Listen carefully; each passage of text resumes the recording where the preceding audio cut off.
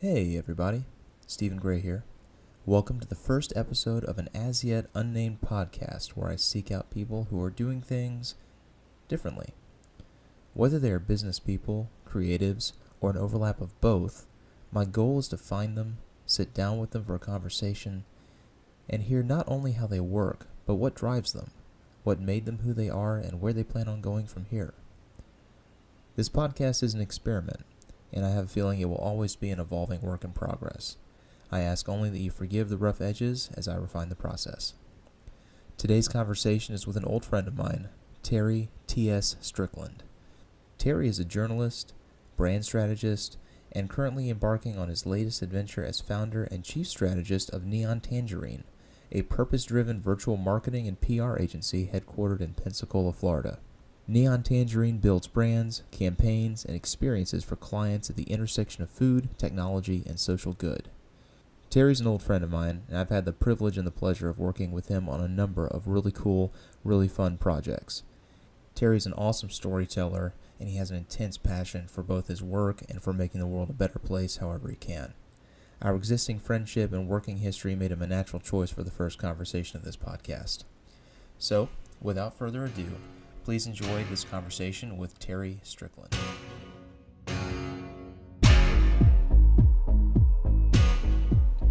And 3, 2, 1, and we're live. How you doing, Terry? Oh, I'm doing all right. How are you, Steven? I'm doing pretty good. Just winding down to the end of a long day. It's good to be talking to you, man. It's been a little bit since we talked. It's been a minute. Yeah, so what's been going on?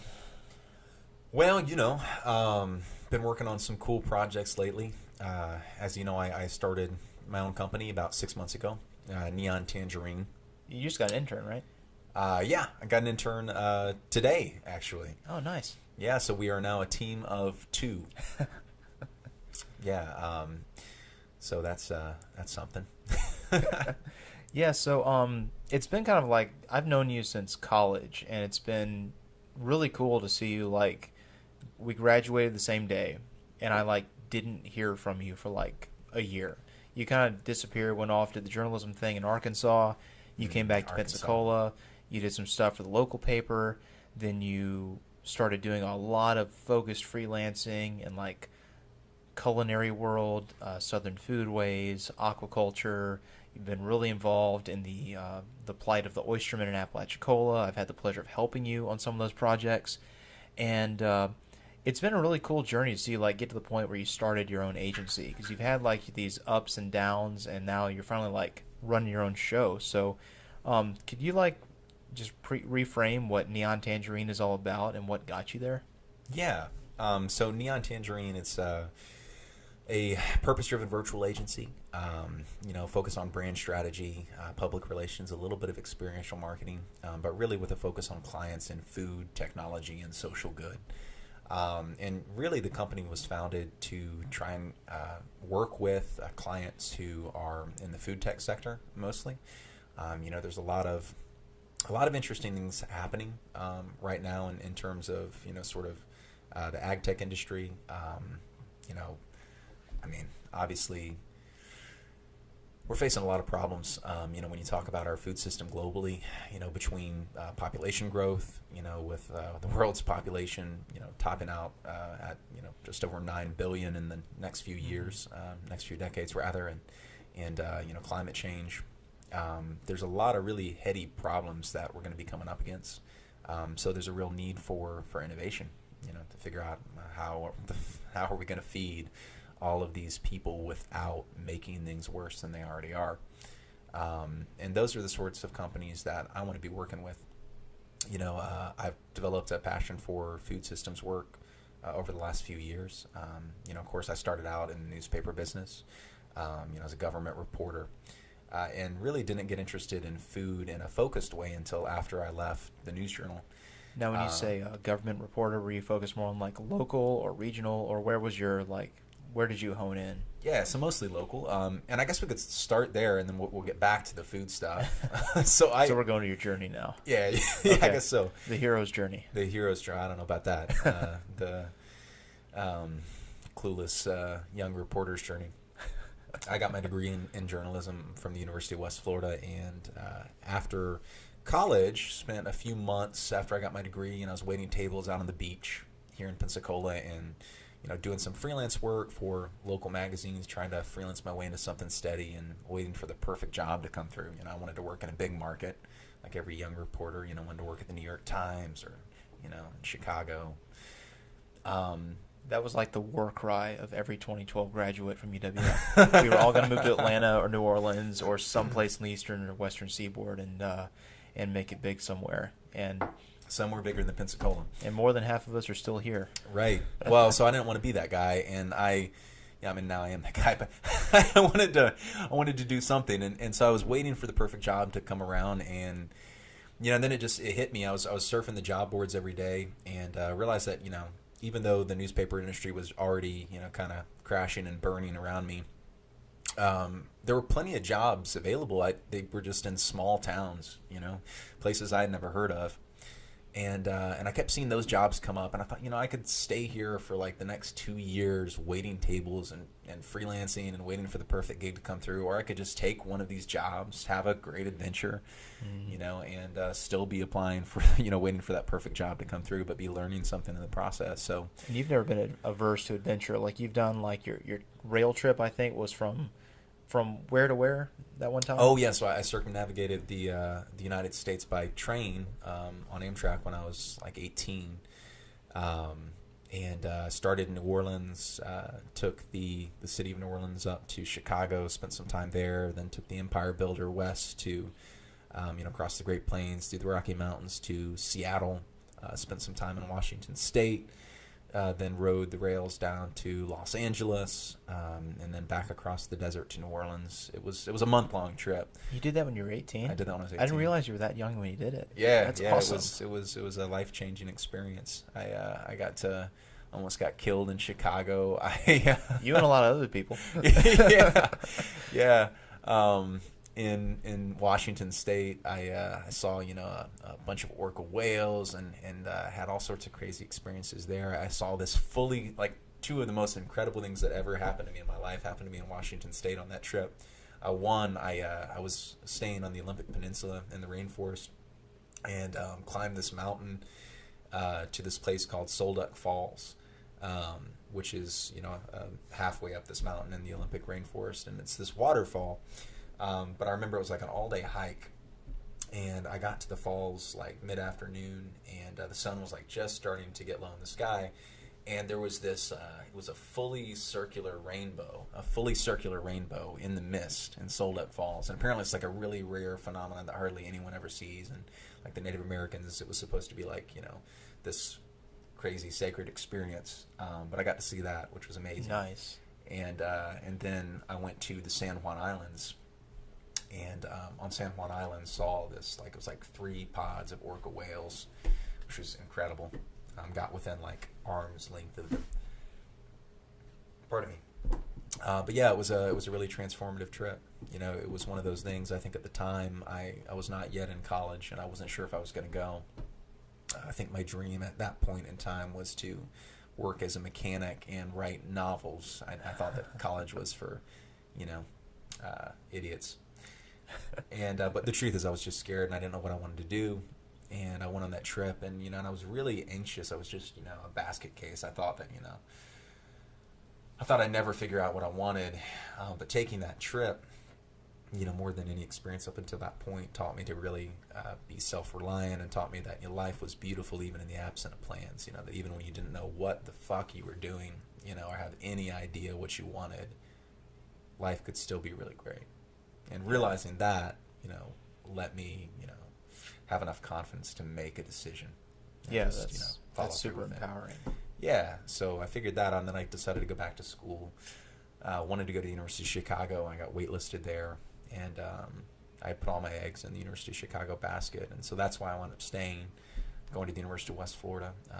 Before that, I almost went to school for architecture, which is not important. It's another story. But wound up going to UWF, majoring in journalism, back to where we were.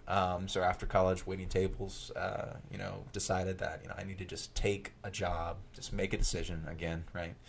Same lesson, and follow through and, see where it leads me. So I wound up taking a job in a little town called Eureka Springs, Arkansas, which is way up in the northwest corner of the state, up against the Missouri border in the Ozark Mountains. And it is the most interesting place I have ever been in my life. It's a town of 2,500 people. They call it the city that water built because it's built on the side of this mountain, and the whole town, the whole surrounding area is just riddled with these natural springs.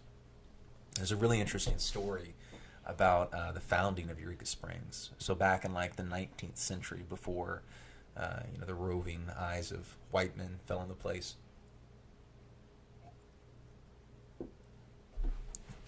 there were a lot of Native American tribes that lived in that area. And Eureka was sort of on the borderlands between these different tribal territories. But all of these warring Native American tribes, they had an agreement that there was never to be any war or violence or bloodshed in Eureka Springs because they believed that those springs had healing properties. They believed that they were sacred. So, it was that way for centuries and centuries. And then, like in the 19th century, so the story goes, there was this doctor who lived out on the eastern seaboard, somewhere up in New England.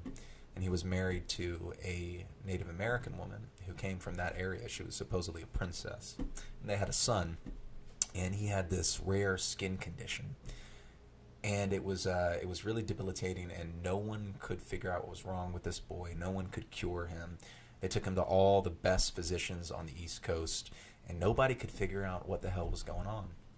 And so, they were desperate, and his wife, the doctor's wife, said to him, look, we've tried your people's medicine. It hasn't worked, so let's get mine a try. So he agreed, and they traveled. At that time, the only way to travel was on horseback. There were no rail lines or anything that led to Eureka Springs. But they went there, and they went to this place called Basin Spring, which was on the side of a mountain. It was in this cave, and the spring came out, and you can still see it today. There is this basin in the bottom of the rock floor of the cave, and the story goes that basin was carved over centuries by people's hands, kneeling down to dip their hands in the water. Oh, wow. It's an incredible place to be. I've been there. Anyway, it's this natural sort of amphitheater these days, but back then it was a cave. And so they went there, they bathed their son in that water, and he was healed. Oh, man. Yeah, it was amazing. But the doctor, being of good, red-blooded capitalist stock, saw his son healed and saw a business opportunity, man after my own heart. And man after my own heart. And so he started bottling the water and selling it to people back on the East Coast.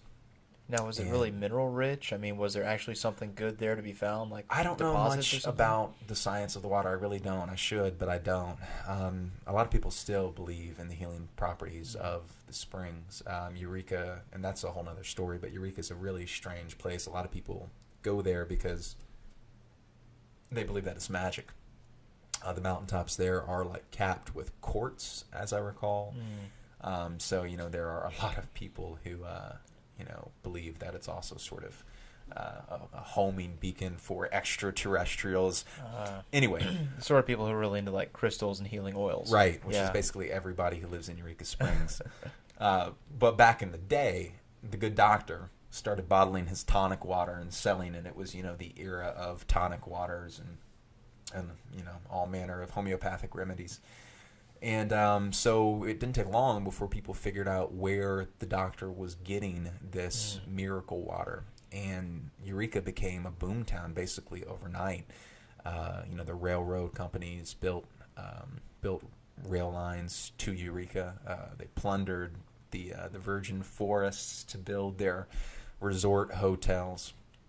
And it became a boomtown. It became a resort destination. And back, in the Victorian era, there were 10,000 people there. It was 4 times the size that it is today, and it was sort of the playground of the rich and famous. Al Capone, hung out there, and there was a big patronage. There was a lot of patronage for the arts, so it became a big arts community, and that lasted for a while until sort of the early 20th century when people stopped believing in healing springs, and the boom went bust. And Eureka Springs became a ghost town. And all those big, beautiful Victorian mansions kind of moldered and were vacated, and it stayed a ghost town until the 1960s, when the Back to the Land movement started, and it was recolonized by hippies. Gotcha. And that's basically who runs the town today. It's a town full of shopkeepers and artists and the most interesting people you will ever meet in your life. The people are what makes that place so amazing, and that's what I found when I arrived. I had no idea what I was getting into. I had never heard of Eureka Springs, couldn't find much about it online. I showed up completely blind. I interviewed for the job. They were desperate. So they told me that, after a couple of interviews I had the job, but they needed me like right away. And I was like, what do you mean like right away? They're like, well, if you could get here this week, that would be great. Oh, wow. So I told them, well, okay, I could do that, but you have to pay for my first month's rent. And they said, okay. And so, I left. I threw everything that I could fit in my Jeep Cherokee, which wasn't much. I didn't have much. Yeah. And I packed up and I moved to Eureka Springs, Arkansas. And something people might not know is that you graduated college a little early, as I recall. Because we graduated the same day, but if I recall, you were like a few years behind me in age. Yeah, so I graduated high school when I was 16. Gotcha. And with my associate's degree. And I took a year off from school. That's when I did the train trip. Okay. So maybe I was 17 when I graduated. At any rate, I graduated with my bachelor's when I was 19, I think. And so I was 19 or 20 when I took my first newspaper job. So I was 19, 20 years old, had nothing but what I had in my Jeep Cherokee. I was, 500, 1,000 miles from the closest person I knew in this weird little town in the Ozark Mountains. I had no idea what I was getting myself into. I had no furniture for like the first 6 months. I lived in this house on the side of a mountain in Eureka Springs. Big, beautiful house. The cost of living was crazy low there. Had no furniture. I slept in a sleeping bag on my floor. Oh, man. Spent every night sitting in my bathtub drinking whiskey because it was the smallest room in my house and felt the least lonely. But yeah, I remember the first time that I drove through the main street there in Eureka, which is down in this valley. The city's kind of, built between these two mountains, East Mountain and West Mountain. And it's just this beautiful, picturesque jumble of old Victorian mansions. And yeah, I actually Googled it one time. Like, it's fucking it's incredible. really scenic. Like, it's the most colorful, beautiful place I've ever been in my life. It's rimmed by amazing mountains behind it. Like, It is it's magic. And when I pretty. say it's magic, I mean in like a real way. And I didn't understand it until I remember the first time I drove through. I'll never forget it. It's just assaulted by this sense of, how this place was just special. Mm-hmm. And that's what everyone will tell you. It's this place that, people come from all over and they stumble through like me, and they're captivated and they never leave. Mm-hmm. So it's the most eclectic group of people, like just to give you an example of the sort of people that are there. We had this, he was the head cook at this diner on sort of the main street there in Eureka Springs. And, he spent his days making sandwiches and pancakes. And if you were just a tourist coming through town, you would never know who this guy was. But if you talked to him, you would find out that this guy who spent his days making sandwiches and soup and pancakes was a costumer for Jimi Hendrix. Oh my gosh. Back in the day, he was a costumer for Jimi Hendrix. He was friends with the Beatles. He was like best friends with Twiggy's boyfriend. He used to drive his Lamborghini, wrecked it one time. Crazy fucking bullshit.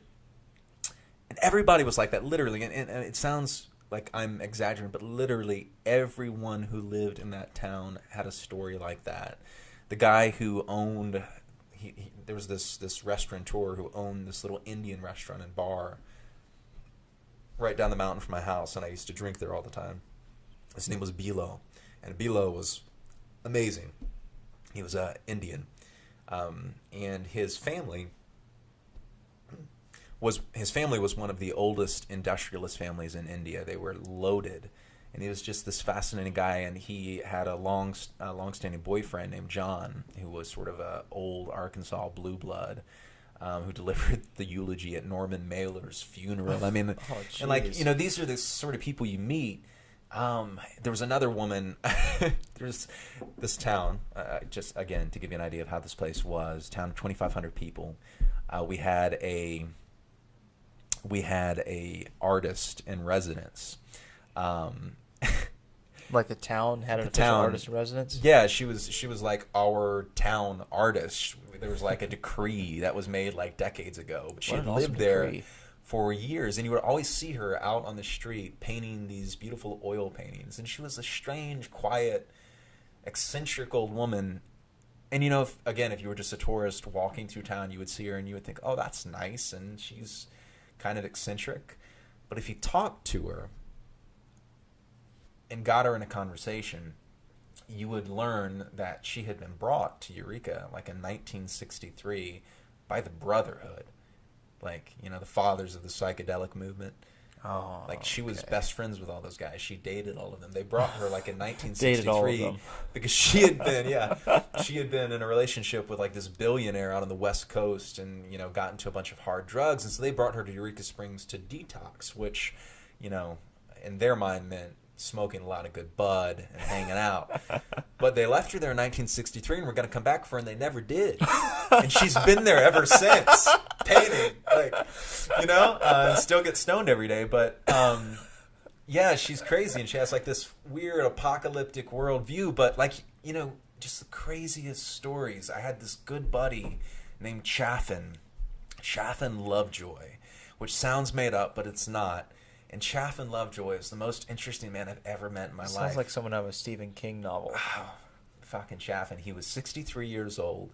He started life as a newspaper journalist. He was like a journalist all over the place. He worked in Mexico City as an editor, all over the fucking place. He used to edit this magazine in Austin, Texas, like back in the early 60s, and was good friends with Allen Ginsberg. They had brought him to Austin one time to do this event with their magazine, and one of the funniest stories I've ever heard, Allen Ginsberg tried to have sex with Chaffin. Like he was staying at Chaffin's place because of this event they were holding, and Chaffin told me the story one time about how Allen Ginsberg, I guess he was there for like a week, and you know, and he kind of like, he liked Chaffin, and so they were all, you know, sitting around one day, and you know, one night drinking beer, hanging out, getting high. And Alan turned to Chaffin and was like, you know, Chaffin, how would you like to sleep with me? And of course, Chaffin was straight. And so, you know, he turned to him and he said, well, Mr. Ginsberg, you know, I think very highly of you. I love your work, but I just got to tell you, I'm just as straight as an arrow. And apparently, Ginsberg turned to him and said, well, what if we just cuddled? And so Chaffin, you know, not wanting to be rude, said, well, I guess we could cuddle. And so Chaffin cuddled with Allen Ginsberg.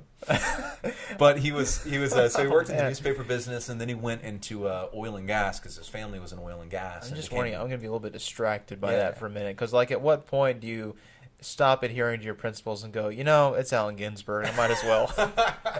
Well, I don't, you know, Chaffin was the type of guy who I think he would have told me if you had sex. Chaffin had very few inhibitions. He became an oil and gas lobbyist, a very high-powered oil and gas lobbyist. Moved to D.C., was a creature of the Beltway. You know, made a lot of money as a young man. Made a lot of money. And, you know, he told me when he was in his early 20s, he had this really seminal, what wound up being a seminal experience. He was coming out of a gas station, I want to say, and there was this old man sitting on a bench, you know, looking kind of destitute. And he called out to me and he said, hey, you. Chaffin said, yeah. And he said, hey, let me give you some advice.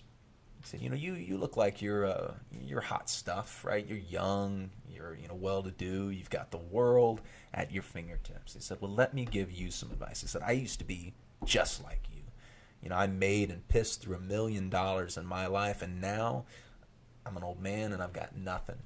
He said, if you don't want to be like me, he said, take 10% of your income every month, talk to your lawyers, get them to set it up so that you can't touch that until you're an old man like me. And then when you are an old man like me, you'll have something to show for your life. And so Chaffin was pretty, you know, high on himself, but he was smart enough to take it to heart. So he talked to his lawyers, had them set up what amounted to a trust fund for himself, made it so that he couldn't touch it until he was 60 years old. Sure enough, he made and pissed through $1 million. He spent it all on blow and parties. You know, he was a real creature of the Beltway. By the time he retired, he had nothing. And, you know, he was traveling around the country trying to find a place to land. And, you know, by the time he was 59 years old, he was sleeping on friends' couches, you know, traveling from city to city. Wound up with some old friends in Eureka Springs because they had told him, hey, this is a cool place. You know, you should check it out. So he winds up in Eureka Springs, sleeping on someone's couch, turns 60 years old, and inherits like $1 million from himself. Wow. You know, was functionally homeless and inherits, you know, like $1 million from himself, buys a nice house on the side of a mountain, buys a brand new Mustang, gets a 23-year-old girlfriend, and that's when I met him. Was what, you know, 3 years later. Yeah, and he had, you know, Chaffin was like an old school psychonaut. Like he had the most incredible library of anyone I've ever known, and it was equal parts like hardcore theology and hardcore psychedelia. He had this collection of ridiculous sunglasses. And when I say ridiculous, I mean like straight out of the 60s, like, you know, giant hearts and like, you know, ridiculous stuff. And he had a collection of Vespa scooters. Had a real low, raspy voice. And he also had a sailboat. We would go sailing on this place called Beaver Lake, which was this big reservoir lake up in the mountains. But Chaffin would call me in the middle of the afternoon on like a Wednesday. And I'd pick up the phone, and I'd hear his raspy voice on the other end, and he'd say, Diaz, because that's what he called me, Diaz. Everyone called me TS, but he called me Diaz. I'd say, hey, Diaz, let's get drunk and ride scooters. I'm bored. And so I'd come over, and we'd get drunk on Heineken and ride Vespa scooters through the mountains. And sometimes we'd go sailing on Beaver Lake. He taught me to sail. We had another friend who was also like 65 years old. He was this old school leftist, like a hardcore leftist, like he fought in Cuba during the revolution. He was an old school newspaper journalist. And so we would sail together on Beaver Lake. But anyway, yeah, so people like Chaffin, you know, you don't meet those people anywhere else, but everyone in Eureka Springs was a Chaffin Lovejoy. And like we could do hours just on Eureka Springs, because I'm gonna say like we take these like 3 or 4 hour road trips across Florida to go to different places for the projects I've helped you on, and you do like twice as many of that on your own when I'm not around. And every time we do that, I hear another Eureka Springs story that tops the last one. Every time you say, yeah, so like that's the thing that I did with, you know, say Chaffin when we were doing this and this was involved, and also this celebrity ghost appeared, and like you always say it so casually as if you've told it to me before and expect me to remember it, but it's always something new that just kind of leaks back to the top. But man, Eureka Springs was seminal, you know, and I had so many experiences as a newspaper journalist. You know, it was a good place to start out. I had a phenomenal editor. I mean, she was old school. You know, and it was a crazy place to be as like a 20-year-old kid, you know, like, people cared there, you know, working like a small town newspaper. For any journalism students who are out there, like, I couldn't recommend doing what I did highly enough, because, you know, like working in a small town teaches you the importance of a vigorous free press. You know, people, you know, the stories that I would report, you know, the next day, the whole town would be talking about them. Right. You know, and that was a weird, you know, it was a weird experience for someone who hadn't grown up in a small town, you know, didn't really understand, you know, the importance of a newspaper and, you know, in small town USA. And it was also, you know, like the Ozark Mountains, like the Ozarks are incredibly insular, you know, it's the sort of place people don't tend to take well to outsiders. You know, and I didn't work in Eureka Springs. I lived there, and I worked in, you know, sort of a series of small towns that were neighboring Eureka Springs that were a lot less cosmopolitan. Right. You used to refer to it as just Carroll County most of the time. Carroll County, Arkansas is where I worked. And, you know, I had all sorts of run-ins with, you know, small-time officials. The first battle was with the sheriff over public records laws. We went to war with him. I had a supportive editor, but we fought hard to increase access to public records in that county. We won. You know, I had a mayor who I won an investigative journalism award for a series of stories that I did about some illegal dealings in one of these small towns, and the mayor of that small town went to war against me. He took out I'll never forget it. It's one of the highlights of my journalistic career. He took out a full-page attack ad against me in my hometown newspaper, on the back cover of my hometown newspaper. Oh yeah, I remember you telling me about that. That was pretty awesome. I framed it. I had it framed. Do you still have it? I still have it. Yeah, not framed. Is it hanging up? I need to frame it. You need to hang that up. It's folded in a box. The Carroll County Memoirs. Yeah, but that was something. The prosecuting attorney, went to war against him. He hated me. He was a corrupt little man. I like he was a little man when you say that. He was legitimately a little man. He was very short. He had a Napoleon complex. Gotcha. He shook when he saw me. Literally, he shook with anger when he saw me. Really? Yes. You were doing that good of a job. Yeah, I used to show up at his door when he would dodge my calls for public records requests. So I would just walk down to his office, barge through its secretary, and sit down. And he would have to see me and give me the records. And he would just shake, get red-faced. He would never say anything. He was very quiet, but I could tell that he hated me. Yeah. And, so sheriff, the mayor, the prosecuting attorney, the county judge, which was the county executive, that's what they call them in Arkansas, he threatened to pull his advertising because of some stories that I wrote. What would a judge have to advertise in that county? So a judge is not a judge in Arkansas. A judge is like a county administrator. Okay. It's very confusing. And county commissioners are justices of the peace in Arkansas. That's what they're called. It's very confusing. Yeah. But the county judge, so they basically, so again, it's small town. It's difficult working in a small town newspaper. Basically, they're entirely dependent on local government because that's where the bulk of their ad revenue comes from. Okay. So when you're reporting on them, it can be really difficult. So he threatened to pull all the county's advertising, which is funny because he couldn't. Because by law, that required advertising. We were like the only paper in that county.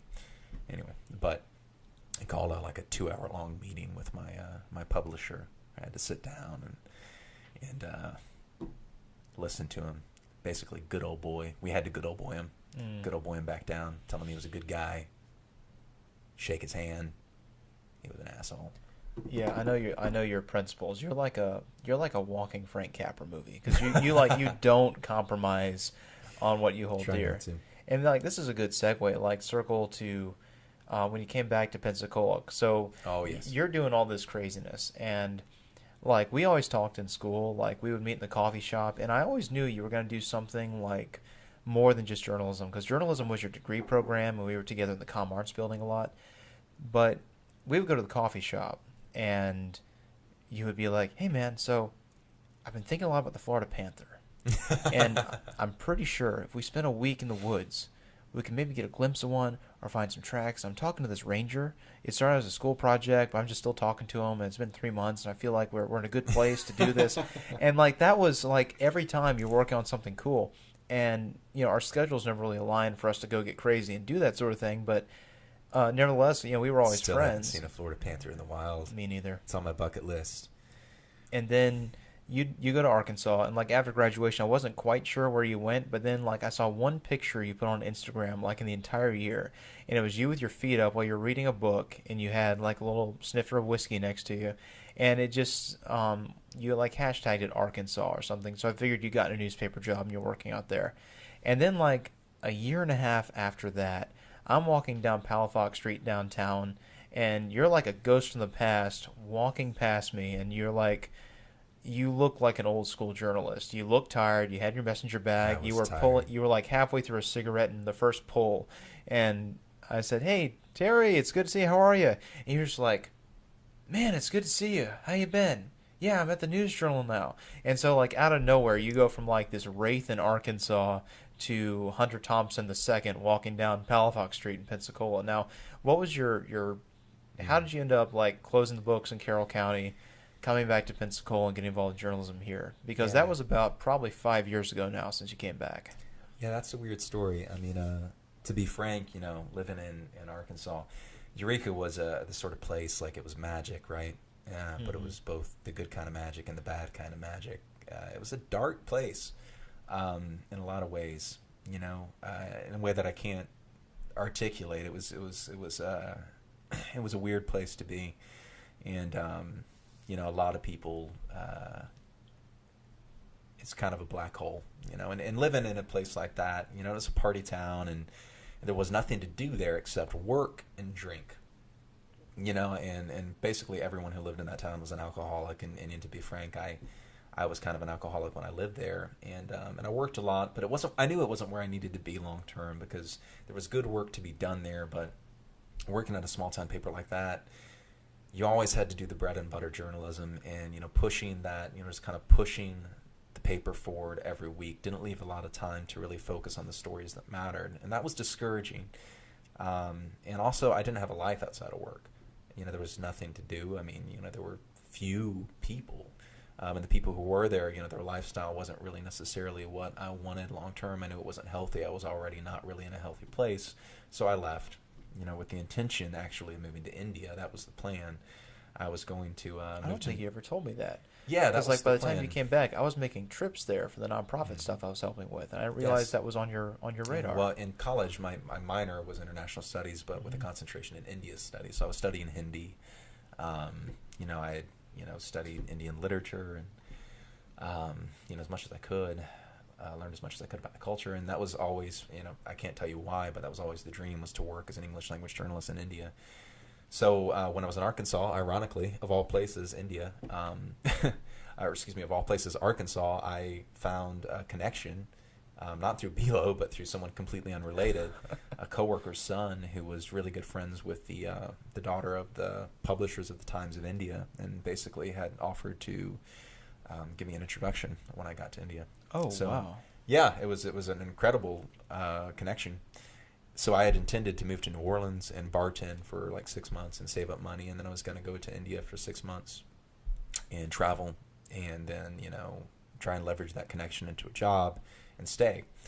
Of course, New Orleans is a long story. I moved there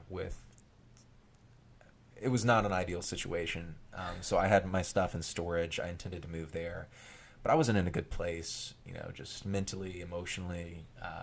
Carroll County did some stuff too. Yeah, it kind of did a number on me, and it was fairly traumatic. Some fairly traumatic things happened. You know, work was fairly traumatic, and other stuff happened, and I was honestly kind of traumatized, and was, you know, drinking too much and not sleeping enough, and, you know, going back and forth between New Orleans and Pensacola, trying to, you know, decide whether to pull the trigger on my plan.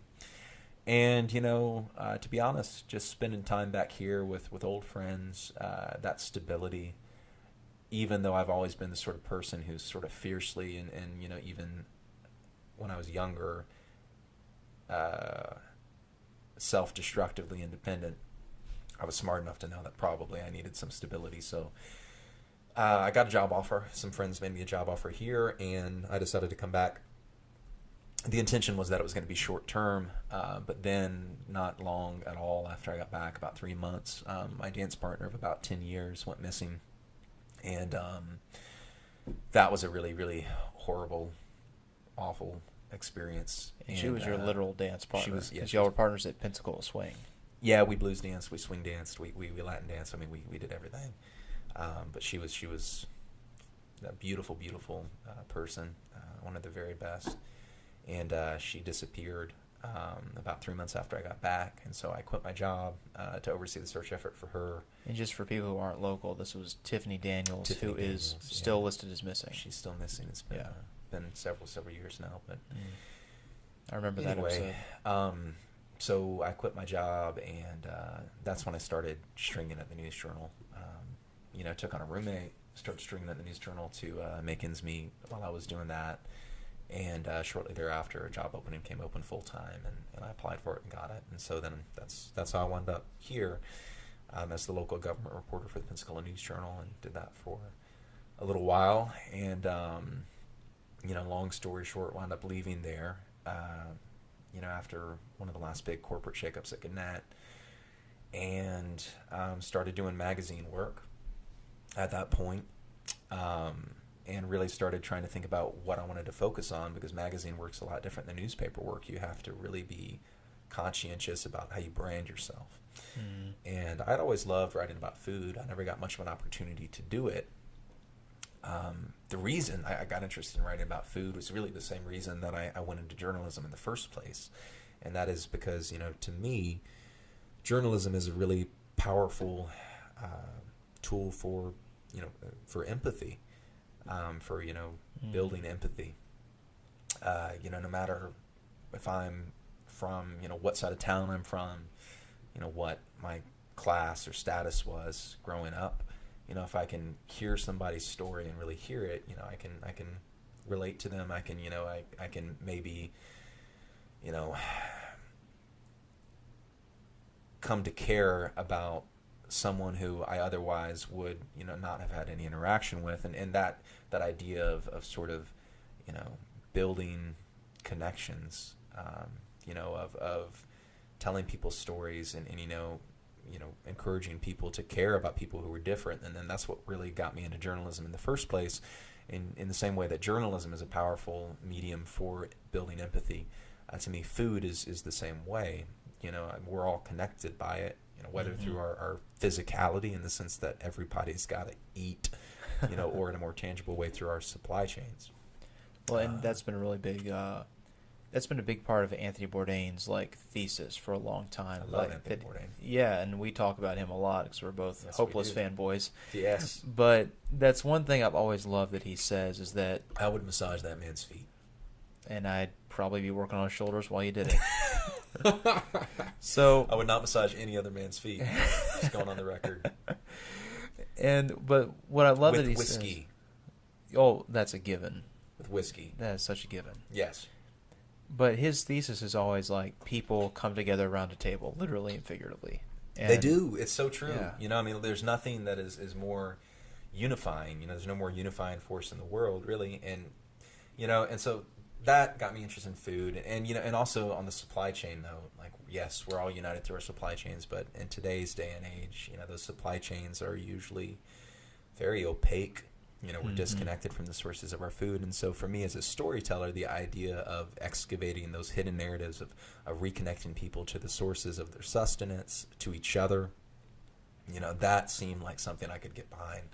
So I started honing in on food as a focus. And, if you spend any time thinking about food and our food systems, you start to see all the problems there are, the really heady problems that are looming.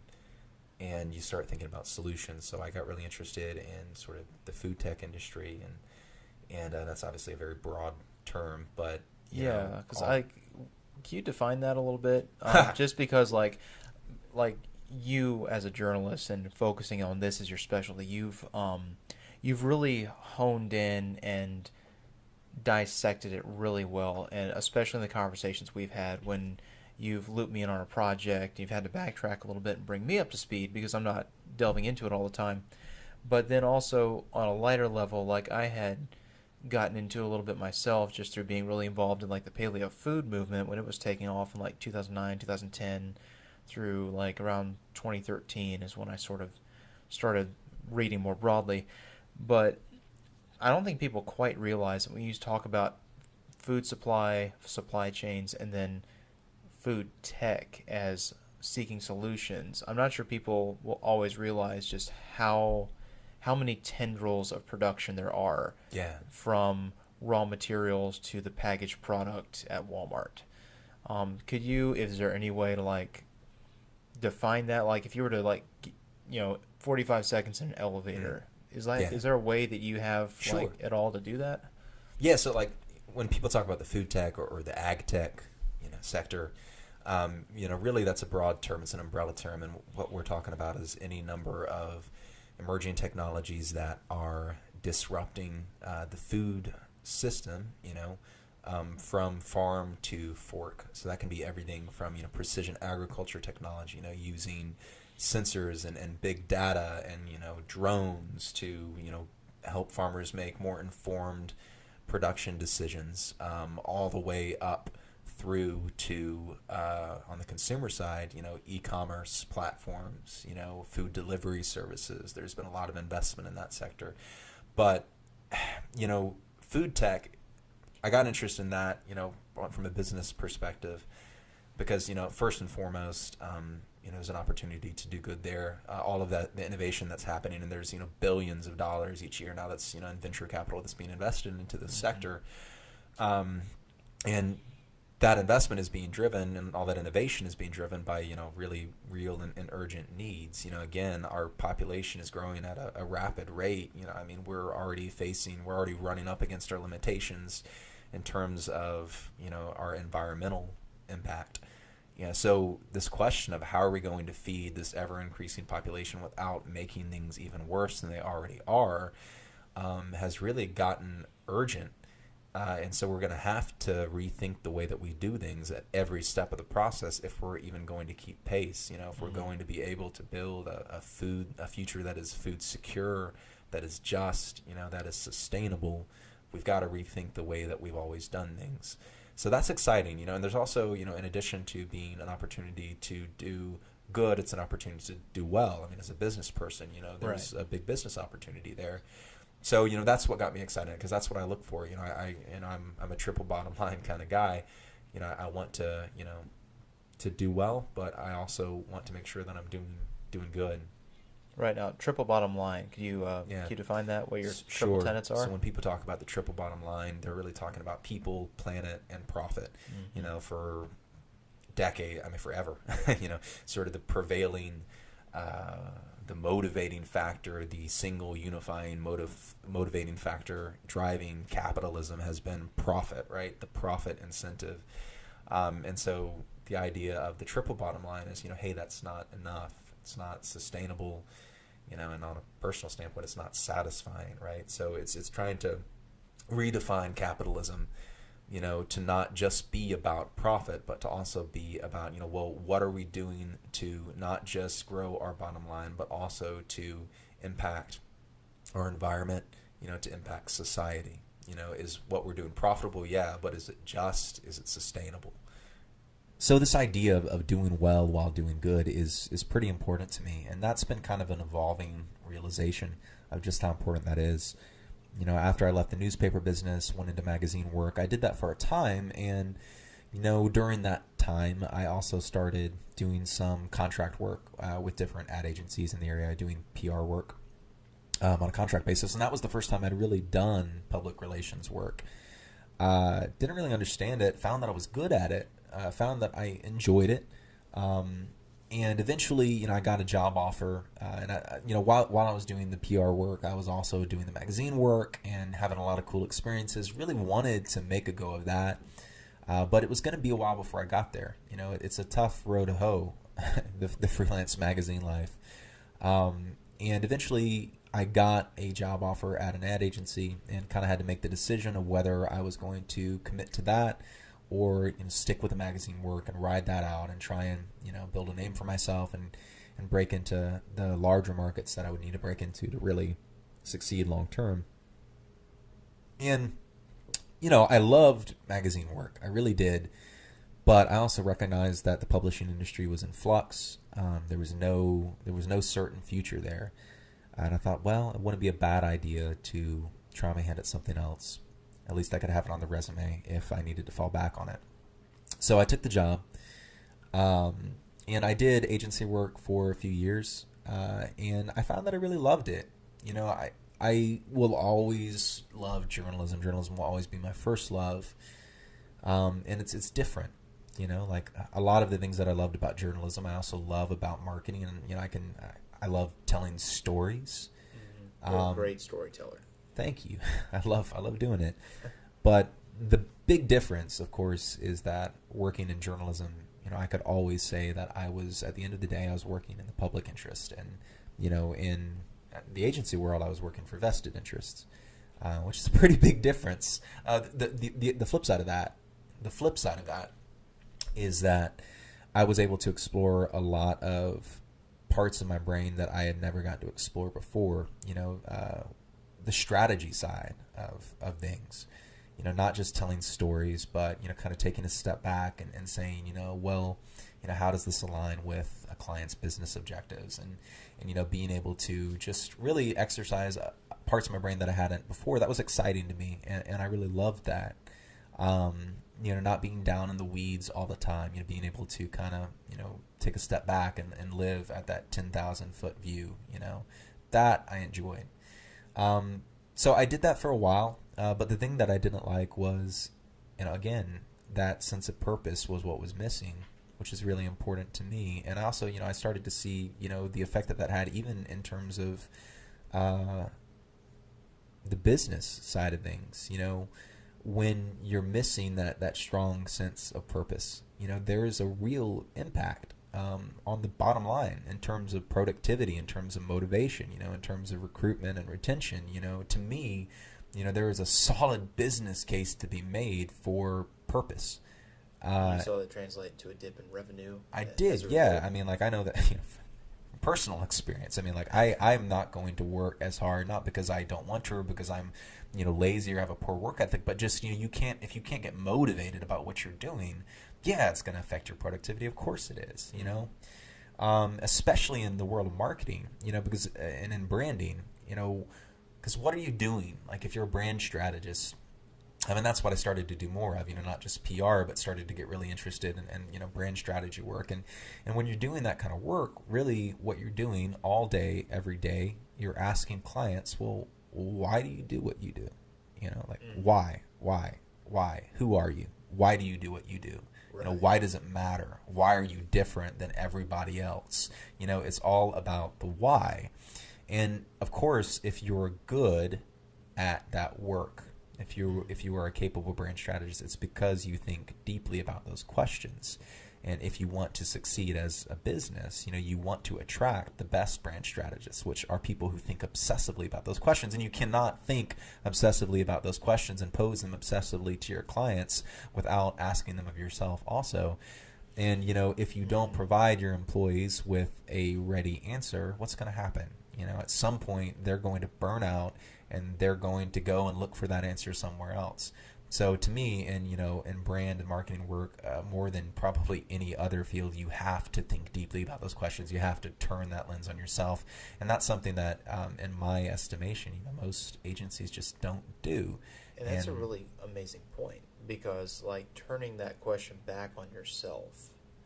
I mean, I've never heard anyone put it quite that way before, but it makes so much sense, because you can't steer that ship if you're not honest about where you're taking it. I mean, no. You can't just tell other people to do it if you're the one who's supposed to be making those decisions. And that is a really great way of putting it. Yeah, remember that. It's become more and more clear, my life up until this point, all the lessons that I've learned, I mean, really has, I just get fiercer and fiercer every year about the importance of focus. I mean, I have 6 rules that I live by. And the number 1 is to know what you want. Know what you want, work like hell for it. Those are the 2 top rules for me of how to live well, in business as much as in life. So, I started thinking really seriously about the effect of, purpose on business. And, it became clear to me that if I wanted to, build an organization that had purpose, sort of integrated into its DNA, I would have to build it for myself. And if I wanted to work with the clients that I wanted to work with, which were clients that were aligned with me in terms of vision and values, I would have to strike out and build something sort of from the ground up. So that's what I did, and for me that means working with clients who are, working to improve our food systems. That's what Neon Tangerine is all about, is trying to bring that sense of focus, that sense of purpose into the DNA of the organization from the ground up, so that hopefully I can get to the end of a year or 2 years or, hopefully a career and look back and not just see a series of campaigns, executed or brands built, or revenue collected, but see something that holds together as, an answer to that question, of why, a singular answer. Yeah, and that's cut that out. So, your journey to making I can't talk tonight. Okay. So going to the point where you built your own agency, as you are working as a contractor, as you're doing these magazine assignments, you are, and I remember this because we would talk about it a lot, you were digging deeper into the world you wanted to work in, this whole time. For a couple of years, you were doing the work you were assigned to do, but on your own time, you were really making some serious inroads into Southern foodways, into the local culinary scene, into the regional culinary scene even. So how did you go about that? Like when you decided that it was time for you to really start honing in and focusing on what was near and dear to your heart, what you wanted to look back on in however long a time. I mean, where did that begin? Because when you brought me back in the loop to help you with some projects, you were already corresponding with chefs and other food writers and people way outside our market. And the first project I seriously helped you with was Outstanding in the Field, the Oyster Dinner, which you pitched to a very well-respected magazine, to V Magazine, and they accepted it sight unseen. You know, they didn't know either of us very well at all. And I'm still really proud of that piece. It came out great. But to get there, how did you start? Like, Yeah. And this is where I think people might want to hear like actual tips for their own projects, Sure. how you went about building that network that you're now working in as much as you can. Yeah, I mean, focus is everything. And I mean, on a really granular sort of tactical note for those who might be, freelancers trying to build a career in magazine writing.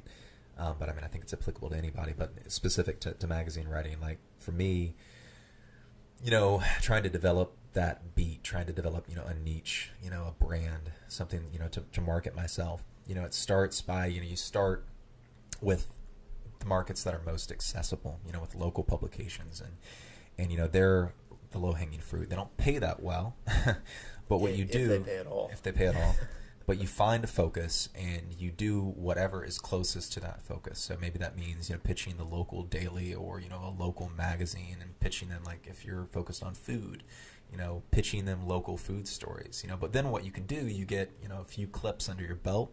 Then you're not just some Yahoo, another Yahoo from a small market, you're a Yahoo from another small market with a focus. And then, you can go after a large market, you go after regional publications and you pitch them again on, you're just constantly refining that focus and going after bigger and bigger platforms, but you always keep your focus. And that's, how I went about it, started with local publications, small markets, not very well paying markets, but developing that focus. Then you use those clips to bolster your case, to build your brand when you go after that next larger market. And then you get more clips under your belt. You have an even tighter focus. You start to go after, national markets, right? You start to go after national culinary titles. And that's how you do it. It's just brand building. It's just marketing, really. And for you, what did that look like? Your first, tiny credit that you knew was your first step. Like, what was that? I mean, so I started with, regional publications. There's, a number that I've worked for in this area. Roland Publishing publishes some great magazines. I did a lot of writing for them. I did writing for them, others. And then, worked out to, sort of regional titles, the local palette, and during that time I was also refining my focus. So, started with just kind of culinary, food writing generally, but then really got interested more in sort of the industry side of things and food tech and ag tech and sort of the technologies that were disrupting the food sector. And that became my focus. And, then started going after bigger national markets, investor-focused publications, more consumer-focused publications with a focus on innovation, entrepreneur, titles like that. And then of course, that whole process was kind of foreclosed when I decided to really throw my chips in with, on the marketing side. So I don't do as much freelance work anymore. Every now and again I do, but I tend to, now my focus has shifted, to building my business. But yeah, it's all about focus, and I can't preach that enough. Like, to me, that is a rule of life. When you decide what you want, something happens. And without getting too hokey and mystical, like, the universe, it aligns with you, It starts with knowing what you want, and when you know what you want, the universe just kind of, it's like you're a particle moving through the universe and stuff just builds around you and you become bigger than you were, and so for me, through the writing, and then I started to develop relationships. I started to understand the landscape, and I'm also a firm believer in the cold call. So my like third rule of life is to always play out of your league. That's the only way you grow is if you're constantly uncomfortable. If you're comfortable, then you die. Girlfriend. She's way out of your league. She is, yeah. She's way out of my league. No, but if you're comfortable, then you're dead. Like you're dead. Like you should always be uncomfortable. Because that's how you grow. That's how you stretch.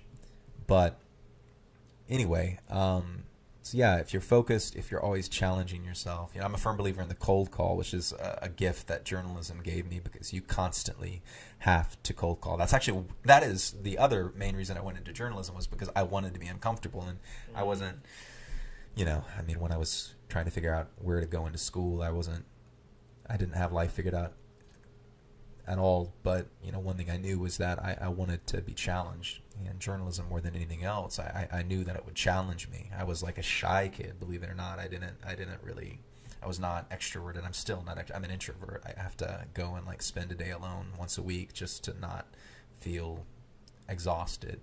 But I forced myself to go into a field that I knew would challenge me, to go into a field that I knew was completely the opposite of my natural inclination, because I knew that was the only reason I would grow, because my natural inclination was to go sit in a closet by myself and die, So, yeah. But journalism taught me the power of the cold call. If you, just call someone.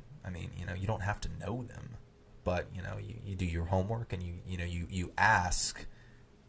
Half of life is just asking for things. The man who is not afraid to ask for something, he's not going to get it, but maybe 10% of the time. But if you never ask, you're not going to get anything. Right. So I am a firm believer in asking for what you want and not being afraid to ask, no matter how ridiculous it seems or, who you're asking. So, finding my focus, working hard, always playing out of my league, always asking, that allowed me to build a network and to make relationships with people who I never really imagined that I would. And do your cold calls always take the form of a call, or have you done a lot of emails? A lot. Emails? Whenever I travel on business, I never like to waste a good business trip. So usually, if you're going to a conference or even if you're traveling on leisure, you have downtime. I don't really like downtime. I know that well. Yeah. So whenever I go to travel, usually I'll do some Twitter research and basically amounts to just like using follower wonk and doing a bunch of keyword research and finding people in whatever market, whatever, city I'm traveling to who align with, my interests. And then I stalk them online and I find their email address and I send them an email and say, hey, I'm this guy you don't know, but we share interests and I think you're pretty cool and I'd love to get together and have a cup of coffee and learn what you're about, tell you what I'm about. And, 60% of the time people ignore you, but honestly, probably 40% of the time, if you're smart and know what you're talking about and polite, they come back and say, well, yeah, I've got an hour. Let's get coffee. Yeah. And, I've literally the most consequential meetings of my life have happened that way. Like when it comes to business, they really have been just from a cold email. It's funny how that works. It is, yeah. A lot of the projects that I'm working on right now started that way. Did I ever tell you about the German photographer? I don't think so. So, when I went to Germany in 2010, I had this one photographer I really loved. His name was Stefan Zoll. Yeah. And he did this landscape portraiture, absolutely amazing, lit perfectly. He would do studio portraits, but his landscape work was what stood out to me. So they were just perfect, foreground and background, just even lighting, gorgeous framing, beautiful models from all over Europe. Yeah. And when I went to Germany, I was going to try to go to the area where he lived, because on his website it was the Friedrichshafen, Germany, with a P.O. box. And so I emailed him 2 months before I left. Said, hey, I'm going to be passing through your area. Love your work. I had to tell you this. Yeah. No, and that was cool. a cold email that led to coffee in his living room, in Friedrichshafen, Germany. People don't understand, man. So much of life is just asking, just reaching out. Then I love that. That's a big lesson. And yeah, working in the newspaper world really did teach me that. Yeah. But Let's jump ahead a little Yeah. bit. So we're kind of in a drifting mode here. Let's get it back on course because it's 10 o'clock and we both need to sleep at some point. Word. So you built that network. You grew it, and now it's a business. And we've been here for a little over an hour, so we should probably wind this up soon. But where are you going right now? What do you have cooking? Is there anything you want to talk about that's coming down the line? Because I don't know how confidential you are with your clients about the clients you have, whatever. But if you want to talk about anything, I'd really be sincerely interested, since we haven't talked in a while, to hear what's going on. Yeah, so I'm doing some interesting work right now. A lot of what I've done over the last few years, as you know, because we really got interested in this together, has been related to the oyster industry. And that's been an evolving interest for the last several years. Started with doing magazine work, reporting on the situation in Apalachicola, where that historic oyster fishery has really collapsed over the last few years. So now, flash forward 4 years, I'm working on a few projects related to oysters. I've been doing a lot of work with a company called Pensacola Bay Oyster Company, which is an oyster farm located here in Pensacola. And for listeners who might not know, aquaculture in general, is just exploding, and that goes back to, again, the fact that we pretty much maxed out our agricultural capacity when it comes to dry land. So people are trying to figure out how to squeeze more production from the ocean in a sustainable way. Crickets or shrimp, folks, make your choice. Yes, yeah, crickets or shrimp. Or oysters. So there's a lot of interesting stuff happening in the world of shellfish aquaculture. Traditionally, along the Gulf Coast, oysters have always been harvested wild, marketed as a commodity product. People have been farming oysters for decades along the East Coast, the West Coast, but on the Gulf Coast, that did not happen until the last 5 years after the oil spill in 2010. Wild landings, the production from the wild reefs really kind of took a nosedive. And, a couple of folks have been really influential in building the oyster farming industry along the Gulf Coast in the last 5 years, and had the privilege of getting to know a lot of those folks and getting really invested in what's happened with the industry since. So I've been working with an organization called Fish 2.0, which is a global business competition focused on innovation in the seafood sector. Incredible organization founded by a wonderful woman named Monica Jane. And so they really are focused on driving innovation, sustainable innovation within the seafood sector broadly. They've been around for several years, but never had a presence in the Southeast. So I, along with a couple of other people up in North Carolina, brought them to the Southeast this year, and really with a focus on growing this shellfish aquaculture industry. So doing that, working with Pensacola Bay Oyster Company here on some of their marketing. I helped them win a $100,000 innovation award Nice. about a month ago. Yeah, so they won $100,000 to build a oyster nursery here on the bayfront in Pensacola, and over the next couple of years plan to expand that into a full-scale oyster hatchery. And they're doing a very unique oyster over there too. I had the opportunity to go out on the boat with you tasty. a while back. Well, it's not just tasty, but the way they load them, when they change the depth of the oyster to change the salinity and change the flavor, something about the way they put them in those baskets, they're tumbling all the time. So they don't come out covered in grit and barnacles. They come out shiny. I could talk about oyster farming forever. They look like jewelry. They do, yes. And they taste amazing. That's the cool thing about oyster farming. So these oyster farmers that are cropping up along the Gulf Coast, they're, so like I said, traditionally oysters, Gulf Coast oysters, harvested wild, marketed as a commodity, served, sold, you buy them for, 50 cents a piece, 25 cents a piece, whatever, 25-cent oyster night. But these oysters are different. They're, being raised in cages. Typically, there's a few different methods that are used, but typically they're being raised in these floating cages, and they float on top of the water column. It's called off-bottom oyster farming. It's kind of the bucket term for this method of oyster aquaculture. And it's really interesting. So by raising them at the top of the water column and not down in the muck and the sediment, they're able to raise, a cleaner oyster. They're able to, they grow a lot more quickly. being raised in the cages, they don't have as many problems with predators. There are a lot of predators, predatory snails, crabs that prey on wild oysters, and by growing them in these cages, they get around that. They get around some of the the problems that you have with water quality when you're raising them down in the muck. Also by raising them in the cages, and you get this sort of jostling action from the waves. And what that does, it's kind of like pruning a bush. Basically, it chips the leading edge of the oyster shell, which creates a deeper cup on the oyster. So instead of growing a long, sort of narrow oyster, you get sort of a round, deep cupped, really meaty oyster, which is what people like on sort of on the half shell market. So really, these oysters are being sold, on as singles on the half shell market. They also don't have all the barnacles, the growth, because they flip them like once a week, let them dry out, and that keeps the algae and other stuff from building up. So you wind up with just a really beautiful uniform product. And these oysters, they carry the flavor of wherever they're grown. The term is terroir, which is kind of I guess the closest sort of, what's the word I'm looking for? Well, I know when you talk about terroir, you're talking about the flavor of the earth, like in wine production. Right. So it's similar to the water.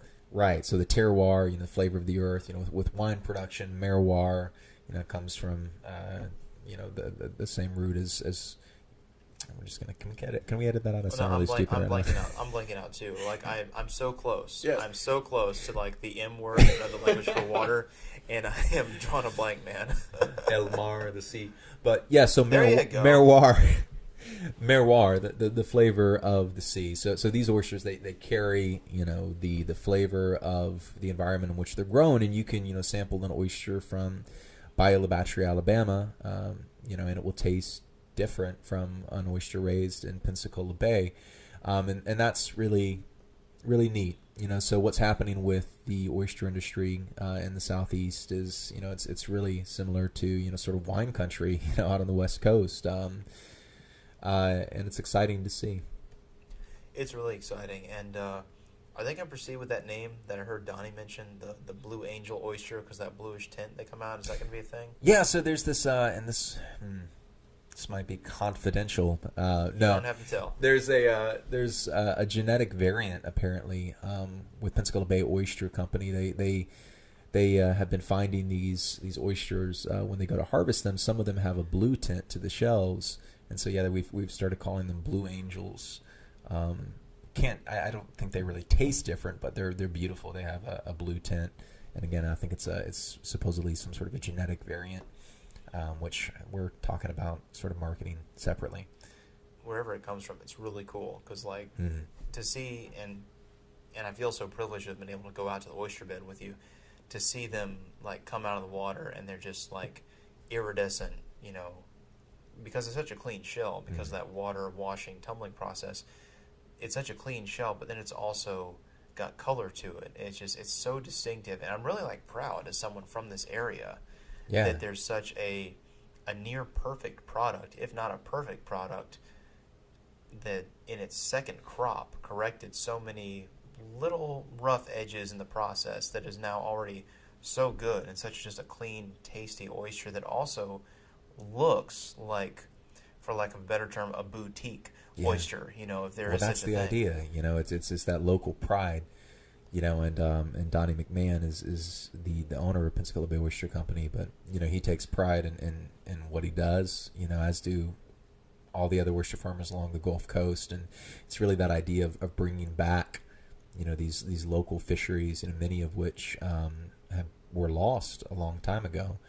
That sort of return to the local. That is what this is all about. And you see that playing out all over the place. I mean, in a lot of other sectors other than oysters, but people want that local connection. They want those authentic stories. They want to be supporting local producers. And the great thing about oyster farming, is that not only are they delicious, but they have basically a net positive environmental impact, which you cannot say that about many sectors in agriculture. I mean, not only are we producing a new industry, creating jobs, producing a great product, but we're cleaning the bay, we're improving water quality, we're creating habitat. I mean, you go out on that oyster farm and pull out one of those cages and dump it on the deck of your boat, you'll see all sorts of shrimp and blue crabs and stone crabs and fish. I mean, if you go out to that oyster farm today, you'll probably see a half dozen boats anchored fishing, casting their rods over those cages because the fish love it. It's basically an artificial reef floating out there in the bay. So it's an incredible thing that's happening, and I'm really happy to be a part of it. Yeah, the birds love it. I mean, you'll see, the birds sitting on top of them as well. It's creating habitat for all sorts of other creatures. So very excited to be a part of that. In fact, we're going to be. I'm working on an event with a couple of local partners, Pensacola Bay Oyster Company among them, also Old Hickory Whiskey Bar and Keep Pensacola Beautiful, and William Grant & Sons, the whiskey brand, and a group called Oyster South out of Alabama. We are all partnered together working to bring a new event to Pensacola this fall focused on Scotch and regional farm-raised oysters. And I'm really excited about that. I think, oyster farming, oyster farming is still really new to a lot of people in our area. So we're really hoping to educate people about the great things that are happening in that industry, give people a chance to sample some varieties of oysters that they otherwise would not get a chance to sample, and really raise awareness about the importance of oysters to our coastal environment. Well, that's really exciting. And is this like the first time it's been announced at all? Yeah. I mean, I think there was some chatter on Twitter, but yeah, this is brand new. We got a $10,000 FUFU grant to start this event, and incredibly grateful to them for believing in it. So we're excited about sort of elevating the oyster culture here in Pensacola. Oh yeah, for sure. And when are you going to start like promoting it? And most importantly, when can I get a ticket? Because this is highly relevant to my interests. Yeah, so I think right now, I mean, that's a little bit in flux, but probably August we'll really start hitting it hard. We've got a solid 5 months before the event. So we're, kind of just ramping up and getting all the partners on board and all that jazz. But yeah, it should be a lot of fun. That's going to be really amazing because to know that, like, I trust you as, like, someone I've worked with in the past, and I'm really hoping I'll be able to, like, come in and take some pictures of the event. And then, like, the crew over at Old Hickory, I know really well and trust them implicitly. They put on stellar events, so that's really exciting because I know I've seen these other farm-to-table events that go, like, city to city or pop up randomly, and they sell out quickly. Like, there's such a hunger for people, like, yeah, it's highly... I didn't realize I was doing that. Cool. But there's such a, it's highly Instagrammable. Like, socially, it looks really cool to be out there. Yeah. But people really do seem to care about a local product and anything farm to table in their city, especially down here, where Pensacola's been really destitute in that department for a very long time. And to see those events coming here and to see people responding so positively, that they don't just want the glitz and the fun of a white tablecloth dinner at a park, but they also sincerely do care about what's being served. Like, that's exciting for me. Like, that gives me... Pensacola is experiencing a renaissance already, but that gives me even more hope that this town is, like, figuring out its identity and reconnecting to what truly is its identity. Not the truth it makes for itself, but the fact of, like, what's in the water. What can we make? Mm-hmm. Not what can we do, not what can we manufacture, but what can we really truly make with our hands and with, like, the earth and the water under our feet. Like, that's really, really cool to me. Yes. No, I'm totally with you. I love the idea of rebuilding our working waterfront. We haven't had a working waterfront really in a long time. Pensacola used to be the red snapper capital of North America. We were a seafood town, and we decimated that fishery back in in the 1920s, and and what happened next? When that industry was gone, when those jobs were gone, heavy industry moved in, And in short order, we decimated all of our inland waterways, and we're just recovering from that. But that's what's really exciting to me about what is going on with the oyster farming industry. And that's a fairly complicated story, but what happened here is now playing out in smaller fishing communities all along the Gulf Coast. You go to a town like Bayou La Battery, and the next generation, they don't want to stay and work the water. And why would they, right? I mean, it's a hard life. You can't make a living tonging the wild reefs because the production level is just not there. You've got also shrimp. You've got to, go and find other ways to make ends meet. But, you're always kind of at the mercy of the elements. You're out at sea for a month at a time. You can't build a family with a life like that. It's unpredictable. You don't have much control over your income. And so, people are leaving. The next generation is leaving. And the cool thing about oyster farming is it's a way to stay, to work the water, to keep that connection between people's livelihoods and, their environment. And, to keep that sense of cultural continuity, but also to have a life that is, to have an income that is more predictable, to have a life that is more enjoyable, to be able to have a family to come home each night. And that's so important because to me, what happens when you lose that connection between your economy and your environment? Bad things always follow. And so that's what's really exciting to me about the oyster farming industry is that idea of restoring some piece of what was lost, restoring that connection between your economy and your environment, between your livelihood and your natural resources. Because, if you want to find the most ardent environmentalists, the most ardent conservationists, go and talk to a commercial fisherman. They are committed because they have to be. They're there on the front lines. They see things before anyone else does. Yeah. And economically, it almost makes me think of Detroit and the whole Rust Belt situation, where they didn't adapt. They crashed. Robots build the cars now, and it used to be that the Gulf Coast fishing scene was like the automotive line of days gone by. Men went out on the boats. They did work that some people, they step on a boat, they can tell they were born to do it. Other people have to learn it. Either way, it's a skill that's repeatable, used to be highly profitable, and people in the old days could raise a family, come home to that. Same way in Detroit, it used to be you could go work the line for, 20, 30 years. They give you your gold watch, you retire to a house that's paid for, and you have your family around you.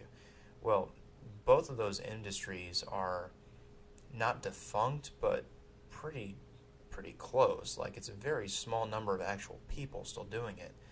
And the future of fishing, fishing can become sexy again. Because now there's a much more, especially with aquaculture taking on an element almost of controlled farming, as much as it's like you're not chasing the fish out, you're raising your product. Right. So it's putting you as an individual, you're back in touch with it, because it's not just something you go out, find and catch and master. It's something you're growing and nurturing, like Donnie's doing with his oysters, like people are in other areas. And it's becoming an innovative technological sector, not a day laborer's position. And I think I'm hopeful, at least. I can't say I think, because it remains to be seen, but I'm hopeful that will keep fishing families. And fishing it is. families. It's already happening. You look at over in Alabama, in Bayou La Battery, there's a family, the Corneliuses, and they have a company, Portersville Bay Oyster Company. Wonderful people. Some of the best oysters I've ever had in my life. And both Troy and his wife, they're Troy Cornelius and his wife, the owners, they're 6th, 7th generation seafood families. And, deep roots. I mean, they trace the roots all the way back to the original French settlers out on Dauphin Island. Oh, wow. Yeah, I mean, That's incredible. Yeah, incredible, tradition, incredible legacy. But now they're farming oysters, and and hopefully, and I think their children now are working with them, on the farm. Or you look at over in Panacea, Panacea Oyster Co-op. They're farming out on Oyster Bay in Wakulla County. And, I was talking to their chief honcho over there. I don't remember his actual title, so I'm just going to call him their chief honcho, Rob Olin. And Rob was telling me how, at the Wakulla Environmental Institute, where they have an oyster farming class, now they have 5 or 6, I think, Franklin County students in this year's class. And Franklin County is sort of the historic seat of oystering in Florida. These are, people from old seafood families, who are, young people who are learning to farm oysters, keeping that tradition alive in a different form, and these are people who otherwise, probably would have left the industry, probably would have left the area. So, that's heartening. It's exciting. It is. And when we talk about seafood families, like locally, the seafood families were almost like royalty a lot of the time in their communities, because they were bringing back, for lack of a less dramatic term, they were bringing back the earth's bounty to their community every day. And I know we've talked, both of us have at different times, with the Ward family over in 13 Mile, over in Appalach. Yes. And they are just titans over there. Like, even as the industry has declined, the town reveres them. So for people who are more outside this region, when we talk about seafood families, that is like an honorable title to have. And it's part of Florida and Gulf Coast culture that I'd really be sad to see leave. Yeah. And I really like that there's a chance for it to live on. Me too. It's exciting to see people talking about, building the blue economy in Pensacola. Just this week, there was the announcement came from the mayor's office, about the possibility of converting one of those warehouses down at the port into a center for marine science, working with the Institute for Human and Machine Cognition. And that is exciting to me. That would be a very cool marriage of industries right there. There are... It's funny. This is like a... I beat this drum constantly, probably to the point that it's annoying to some people, but I believe in putting seafood back on the economic agenda for Pensacola. There are very few industries in which we have a distinct geographical advantage. We need to be thinking about how to leverage our marine resources. When we talk about creating jobs, when we talk about growing our economy, we need to be thinking about that and talking about that. And, for too long, I feel like we haven't been. So it's exciting to see that conversation changing. I think Pensacola Bay, Donna McMahon, what they're doing is a big part of that. Hopefully this business down at the port, that conversation will continue. I would love to see the marine science sector grow in Pensacola, because I think there's a lot of opportunity there. The aquaculture sector alone it's huge, and it's growing rapidly, and those are good clean jobs. They can be if done right, and I think we need to be going after a piece of that. There's definitely room for it. I mean, the bay is coming back. Oysters are being grown in the bay again after years of that not happening, and it almost seems like that for as many ideas, there are opportunities right now, because we're back to the ground floor in this area, and it's really cool to think about. So word. We've been here for about an hour and a half. Terry, ready to kind of wrap this up? Yes, sir. Well, before we hit stop on the recorder, what are your online outlets? Like, if people want to follow up on you, talk to you on Twitter, send you an email, check out your website, where can they find you? Yeah, so I'm pretty active on Twitter, most active there, and my personal handle is TS Strickland 1. My company is Neon Tangerine. If you Google us, you'll find us. We're also on Twitter, on the Facebook, on the LinkedIn, on the Instagram. So yeah, hit me up. Always interested in opportunities to collaborate. Always interested in doing good things, meeting good people. And man, you're one of the good people I'm fortunate to know. Thanks for hanging out tonight. This was a lot of fun. Thank you, Steve.